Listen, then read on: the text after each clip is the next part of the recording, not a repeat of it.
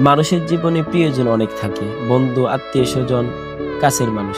কিন্তু সত্যি বলতে সবাই সবসময় পাশে থাকে না। সুখের দিনে চারপাশে হাসি মুখে ভরে যায়, সবাই ভালোবাসার কথা বলে, যত্নের অভিনয় করে। কিন্তু যখন কষ্ট নামে, যখন হৃদয় ভেঙে যায়, তখন চারপাশটা হঠাৎ নিঃশব্দ হয়ে যায়। তখনই বোঝা যায় আসলে কে আমাদের ছিল, কে শুধু নামমাত্র আপন ছিল। বাস্তবতা হলো কষ্টের সময়ই মানুষ চেনা যায়।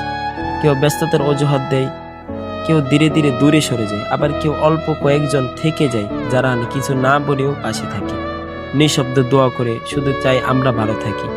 এই দুনিয়ায় এমন কাউকে পাওয়া খুব কঠিন, যে হাসির দিনে যেমন পাশে থাকে, কান্নার দিনেও তেমনই কাঁধ বাড়িয়ে দেয়। যে বুঝে না বললেও আমাদের কষ্ট, আমাদের নীরবতা। যার জীবনে এমন একজন আছে, সে শুধু সৌভাগ্যবান নয়, সে সত্যিই ধন্য। কারণ এমন সম্পর্ক শুধু হৃদয়ে জন্মায় না, এটা আল্লাহর এক বিশেষ রহমত, যেটা সবাই পায় না। আর যাকে দেওয়া হয় সে যেন তা হারিয়ে না ফেলে।